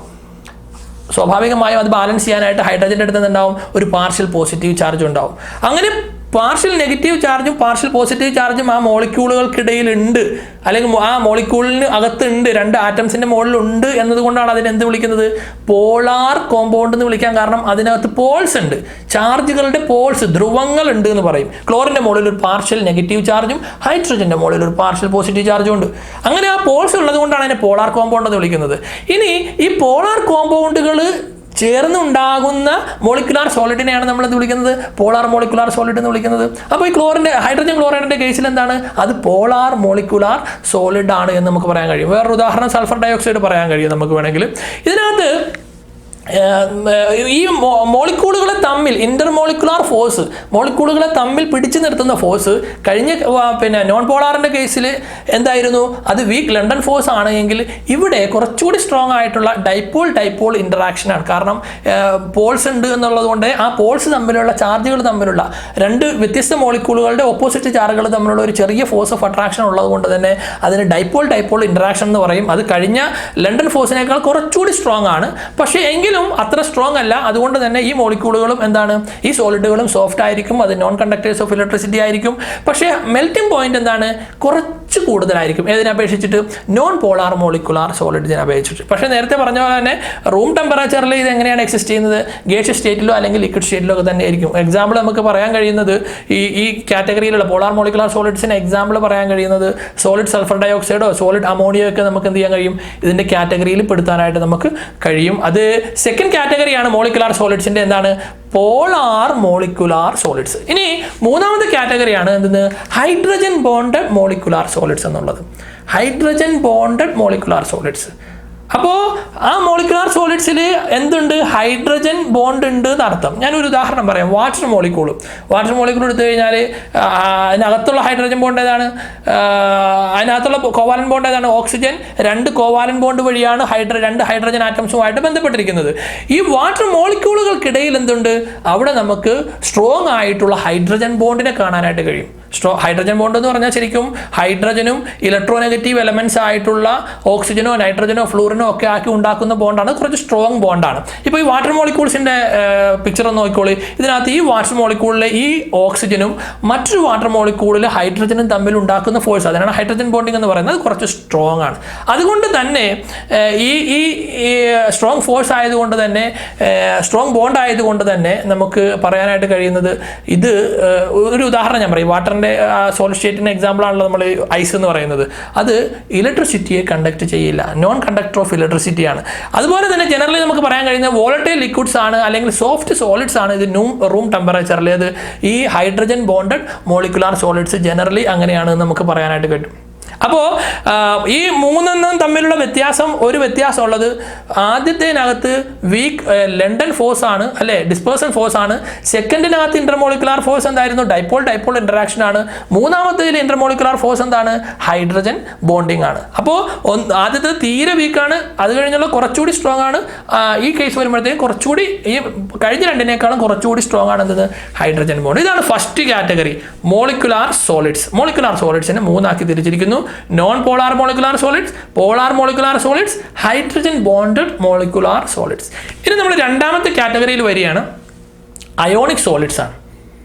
മോളിക്കുലാർ സോളിഡ്സിൽ മോളിക്യൂൾസ് ആയിരുന്നു കോൺസ്റ്റന്റ് പാർട്ടിക്കിൾ എങ്കിൽ അയോണിക് സോളിഡ്സിൽ സ്വാഭാവികമാണ് എന്തായിരിക്കും, അയോൺസ് ആയിരിക്കും പിന്നെ കോൺസ്റ്റന്റ് പാർട്ടിക്കിൾസ്. ഇവിടെ നമുക്ക് കാണാൻ കഴിയുന്നത് അയോൺസ് പോസിറ്റീവ് നെഗറ്റീവ് ആയിട്ടുള്ള കാറ്റയോൺസ് ആനയോൺസ് തമ്മിലാണ് ഇതിന് ഫോഴ്സ് ഓഫ് അട്രാക്ഷൻ വരുന്നത്.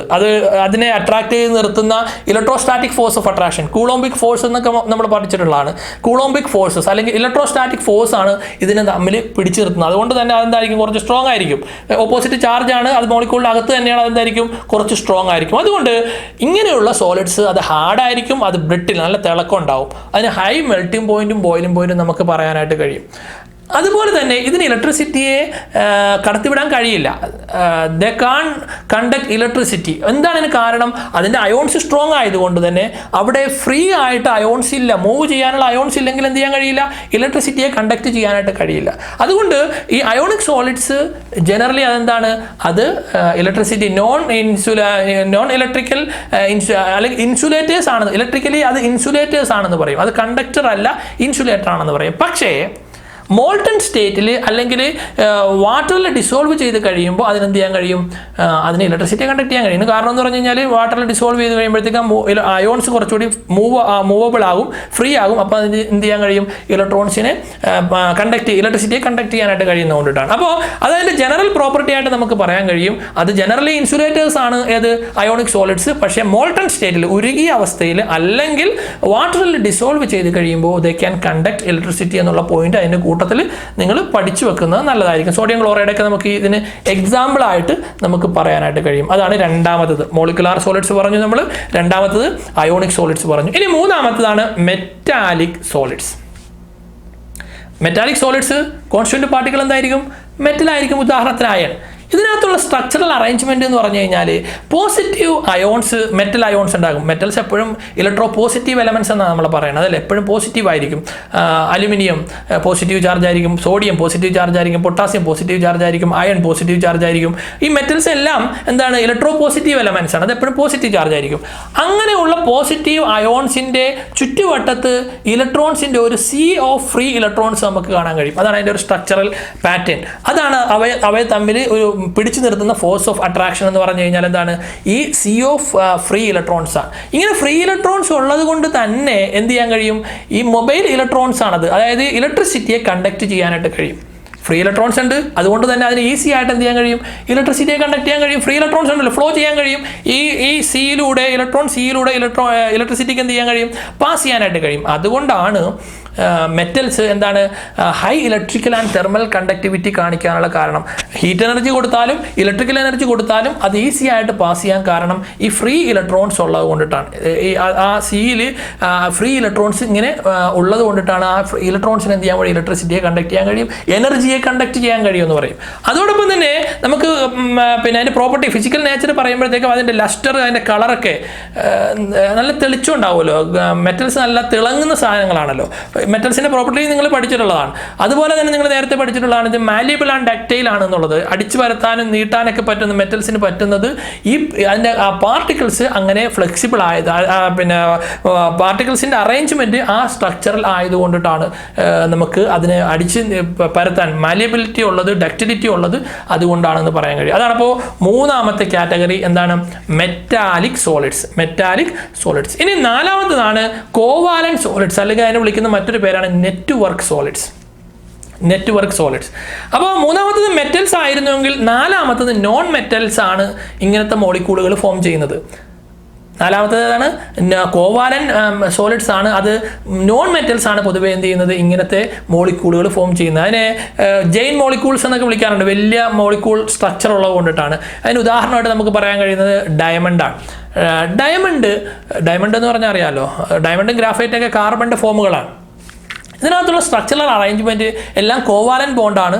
കോവാലൻ ബോണ്ട് ആയതുകൊണ്ട് തന്നെ സ്ട്രോങ് ആയിരിക്കും. അത് പിന്നെ എന്താ പറയുന്നത്, ബ്രിട്ടിലായിരിക്കും. അത് സ്ട്രോങ് ഹാർഡ് ബ്രിട്ടിൽ നേച്ചർ ആയിരിക്കും ഈ കോവാലൻ സോളിഡ്സുകൾക്കുള്ളത്. അതിൻ്റെ മെൽറ്റിംഗ് പോയിന്റ് എന്ന് പറഞ്ഞു കഴിഞ്ഞാൽ ഹൈ മെൽറ്റിംഗ് പോയിന്റ് ആയിരിക്കും, എക്സ്ട്രീംലി ഹൈ മെൽറ്റിംഗ് പോയിന്റ് എന്ന് വേണമെങ്കിൽ നമുക്ക് പറയാനായിട്ട് കഴിയും. ആൻഡ് ദേ ആർ ഇൻസുലേറ്റേഴ്സ് ആണ്. അതിന് യാതൊരു കാരണവശാലും ഫ്രീ ഇലക്ട്രോൺസ് ഇല്ലാത്തത് കൊണ്ടിട്ട് അതെന്ത് ചെയ്യും, ഇലക്ട്രിസിറ്റിയെ കണ്ടക്ട് ചെയ്യില്ല. ജനറൽ പ്രോപ്പർട്ടിയാണ് ഞാൻ ഈ പറയുന്നത്. ജനറലി കോവാലന്റ് സോളിഡ്സ് എന്ത് ചെയ്യില്ല, ഇലക്ട്രിസിറ്റി കണ്ടക്ട് ചെയ്യില്ല, ഇൻസുലേറ്റർ ആണ് എന്ന് നമ്മൾ പറയും. പക്ഷേ നമ്മൾ ഒരു ഗ്രാഫൈറ്റിൻ്റെ കേസ് എടുക്കുമ്പോഴത്തേക്കും, ഗ്രാഫൈറ്റ് ഒരു കോവാലന്റ് സോളിഡ് ആണ്, കാർബണിൻ്റെ ഫോമാണ്, ഡയമണ്ട് പറഞ്ഞ പോലെ തന്നെയാണ്. പക്ഷേ ഗ്രാഫൈറ്റിൻ്റെ കേസിൽ വരുമ്പോൾ അത് ഇലക്ട്രിസിറ്റിയെ കണ്ടക്ട് ചെയ്യുന്നുണ്ട്. എന്തുകൊണ്ടാണ് അത് എന്ന് നമുക്ക് ഇതിൻ്റെ സ്ട്രക്ചറിൻ്റെ ബേസിൽ എക്സ്പ്ലെയിൻ ചെയ്യാനായിട്ട് കഴിയും. ഇത് ഫസ്റ്റ് ഡയഗ്രാം, ഫസ്റ്റ് പിക്ചർ ഡയമണ്ടിൻ്റെ പിക്ചറാണ്, ഡയമണ്ടിൻ്റെ സ്ട്രക്ചറൽ നെറ്റ്വർക്കാണ്.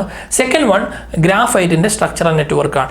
ഫസ്റ്റ് വണ്ണിൽ നിങ്ങൾക്ക് കാണാൻ കഴിയും ഈ ഒരു കാർബൺ ആറ്റം, ഓരോ കാർബൺ ആറ്റവും മറ്റ് 4 കാർബൺ ആറ്റംസുമായിട്ട് ബോണ്ട് ഫോം ചെയ്തിട്ടുണ്ട്. കാർബണിൻ്റെ വാലൻസ് ഷെല്ലിൽ എത്ര ഇലക്ട്രോണാണ് ഉള്ളത്, 4 ഇലക്ട്രോണാണ് ഉള്ളത്. അപ്പോൾ ആ ഓരോ കാർബൺ ആറ്റവും അതിൻ്റെ 4 ഇലക്ട്രോണുകൾ, വാലൻസ് ഷെല്ലിലുള്ള 4 ഇലക്ട്രോണുകളെയും എന്ത് ചെയ്തിരിക്കുന്നു, മറ്റ് 4 കാർബൺ ആറ്റവുമായിട്ട് ബോണ്ടിൽ ഏർപ്പെട്ടിട്ട് ഒരു നെറ്റ്വർക്ക് സ്ട്രക്ചർ അവിടെ ഫോം ചെയ്തിട്ടുണ്ട്.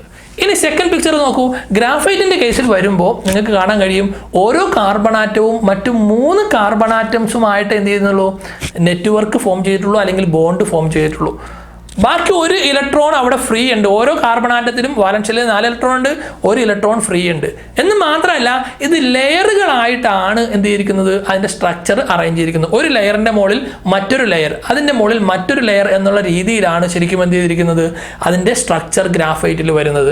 അതുകൊണ്ട് തന്നെ ഇത് ഒന്നിന് മുകളിൽ സ്ലൈഡ് ചെയ്യാൻ പറ്റുന്നത് കൊണ്ട് തന്നെ നമ്മൾ ഗ്രാഫൈറ്റിനെ ഗുഡ് സോളിഡ് ലൂബ്രിക്കൻ്റ് എന്ന് പറയാറുണ്ട്. അതൊരു ലൂബ്രിക്കൻ്റ് ആയിട്ട് നമ്മൾ ഉപയോഗിക്കാറുണ്ട്. ഫ്രിക്ഷൻ കുറക്കാൻ ഉപയോഗിക്കുന്ന സോളിഡ് ലൂബ്രിക്കൻ്റ് ആയിട്ട് നമ്മൾ ഗ്രീസൊക്കെ ഉപയോഗിക്കില്ലേ, ഗ്രീസ് ഒരു ലൂബ്രിക്കൻ്റ് ആണല്ലോ, മെഷീൻസിൻ്റെ ഫ്രിക്ഷൻ കുറക്കാൻ ഉപയോഗിക്കുന്നത്. പക്ഷേ എല്ലായിടത്തും നമുക്ക് ഗ്രീസ് ഉപയോഗിക്കാൻ കഴിയില്ല. അപ്പോൾ നമ്മൾ ഉപയോഗിക്കുന്ന ഒരു സോളിഡ് ലൂബ്രിക്കൻ്റ് ആണെന്ന് ഗ്രാഫൈറ്റ് എന്ന് പറഞ്ഞാൽ ഫ്രിക്ഷൻ കുറക്കാൻ വേണ്ടി ഉപയോഗിക്കുന്ന സബ്സ്റ്റൻസ് എന്നുള്ള അർത്ഥത്തിൽ. അതോടൊപ്പം തന്നെ ഗ്രാഫൈറ്റിന് ഇലക്ട്രിസിറ്റിയെ കണ്ടക്ട് ചെയ്യാൻ കഴിയും. കാരണം എന്താണ്, ഞാൻ നേരത്തെ പറഞ്ഞു 1 ഇലക്ട്രോൺ അവിടെ ഫ്രീ ആയിട്ടുണ്ട്. അങ്ങനെ ഓരോ കാർബൺ ആറ്റത്തിലും ഓരോ ഫ്രീ ഇലക്ട്രോൺ ഉള്ളത് കൊണ്ട് തന്നെ ഇലക്ട്രിസിറ്റി അപ്ലൈ ചെയ്ത് കഴിഞ്ഞാൽ ഈസി ആയിട്ട് ഇലക്ട്രിസിറ്റി എന്ത് ചെയ്യാൻ കഴിയും, അപ്പുറത്തേക്ക് എത്തിക്കാൻ, അല്ലെങ്കിൽ ഇലക്ട്രിക്കൽ കണ്ടക്ടിവിറ്റി ഗ്രാഫൈറ്റിൻ്റെ കേസിൽ പോസിബിൾ ആണ്. നമ്മൾ മനസ്സിലാക്കേണ്ടത് ഡയമണ്ടും ഗ്രാഫൈറ്റും കാർബണിൻ്റെ 2 ഫോംസ് ആണ്. പക്ഷെ ഒന്ന് ഇൻസുലേറ്റർ ആണ് പ്യുവർലി, മറ്റേത് എന്താണ്, ഇലക്ട്രിക്കൽ കണ്ടക്ടിവിറ്റി പോസിബിൾ ആകുന്ന ഒരു കണ്ടക്ടർ ആണ് ഗ്രാഫൈറ്റ് എന്നുള്ളത്. അതോടൊപ്പം തന്നെ ചിലപ്പോൾ ചോദിക്കും എന്തുകൊണ്ടാണ് ഗ്രാഫൈറ്റ് ഒരു സോളിഡ് ലൂബ്രിക്കൻ്റ് ആയിട്ട് ഉപയോഗിക്കാൻ കാരണം, അതിന് ലെയർഡ് സ്ട്രക്ചർ ആയതുകൊണ്ട് ഒരു ലെയറിൻ്റെ മുകളിൽ മറ്റൊരു ലെയർ ഉള്ളതുകൊണ്ട് തെന്നി നീങ്ങാനുള്ള, സ്ലൈഡ് ചെയ്യാനുള്ള കപ്പാസിറ്റി ഉള്ളതുകൊണ്ട് നമുക്ക് എന്ത് ചെയ്യാൻ കഴിയും, അതിനെ ഒരു സോളിഡ് ലൂബ്രിക്കൻ്റ് ആയിട്ട് ഉപയോഗിക്കുന്നു എന്ന് പറയാനായിട്ട് കഴിയും. അപ്പോൾ ഇതാണ് 4 തരത്തിലുള്ള 4 കാറ്റഗറിയിലുള്ള ക്രിസ്റ്റലൈൻ സോളിഡുകളെ ക്ലാസിഫൈ ചെയ്തിരിക്കുന്നത്. അപ്പോൾ അതൊന്ന് ബ്രീഫായിട്ട് നമ്മൾ പറയുകയാണെന്നുണ്ടെങ്കിൽ ഫസ്റ്റ് വൺ എന്താണ്, മോളിക്കുലാർ സോളിഡ്സ് ആണ്. മോളിക്കുലാർ സോളിഡ്സ് നോൺ പോളാർ 3 തിരിച്ചിരിക്കുന്നു. Non polar molecular solids, polar molecular solids, hydrogen bonded molecular solids. Non പോളാറിൻ്റെ കേസിൽ കോൺസ്റ്റന്റ് പാർട്ടിക്കിൾസ് മോളിക്യൂൾസ് ആണ്. പോളാറിൻ്റെ കേസിലും അത് തന്നെ, ഹൈഡ്രജൻ ബോണ്ടഡിൻ്റെ കേസിലും അത് തന്നെ. ബോണ്ട് നോക്കുകയാണെങ്കിൽ അല്ലെങ്കിൽ അട്രാക്റ്റീവ് ഫോഴ്സസ് നോക്കുകയാണെങ്കിൽ ഫസ്റ്റ് വണ്ണിൽ വളരെ വീക്കായിട്ടുള്ള ലണ്ടൻ ഫോഴ്സ് ആണ്, അല്ലെങ്കിൽ ഡിസ്പേഴ്സൺ ഫോഴ്സ് ആണ്. പോളാറിൻ്റെ കേസിൽ കുറച്ചുകൂടി സ്ട്രോങ് ആയിട്ടുള്ള ഡൈപോൾ ഇൻറ്ററാക്ഷൻ ആണ്.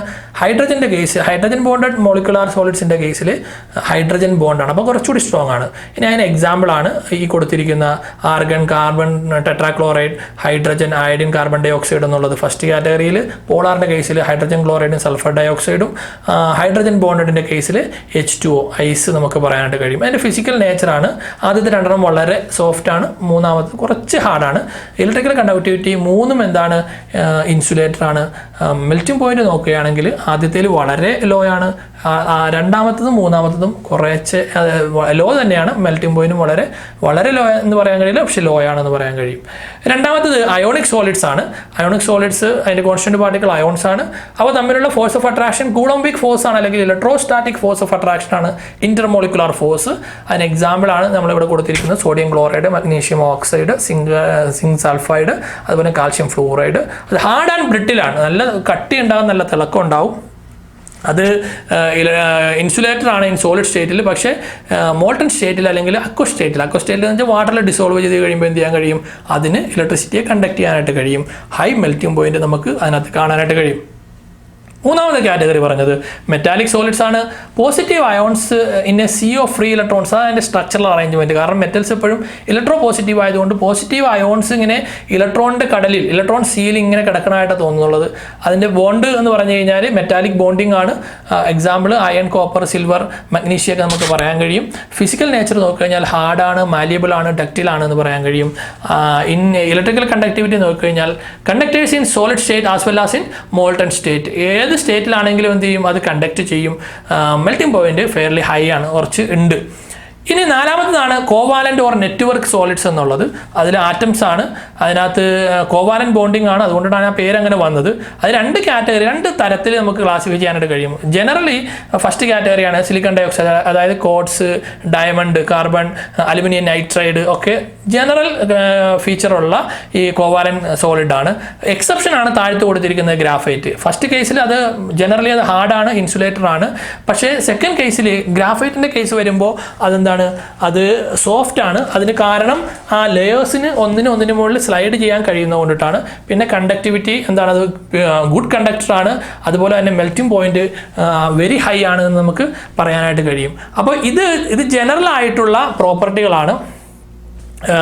നമ്മൾ പറഞ്ഞ സോളിഡ് ക്രിസ്റ്റലൈൻ സോളിഡ്സിനെ നമുക്ക് വീണ്ടും 4ആയിട്ട് ക്ലാസിഫൈ ചെയ്യാൻ പറ്റുന്ന ആ 4 ക്ലാസിഫിക്കേഷനാണ്. അപ്പോൾ ഇന്ന് നമ്മൾ പഠിച്ചത് രണ്ട് കാര്യമാണ്. ഒന്ന്, സോളിഡിനെ 2ആയിട്ട് തിരിച്ചു, ക്രിസ്റ്റലൈൻ ആൻഡ് അമോർഫസ്. രണ്ടാമത്തത് ക്രിസ്റ്റലൈനെ നമ്മൾ 4ആയിട്ട് തിരിച്ചു.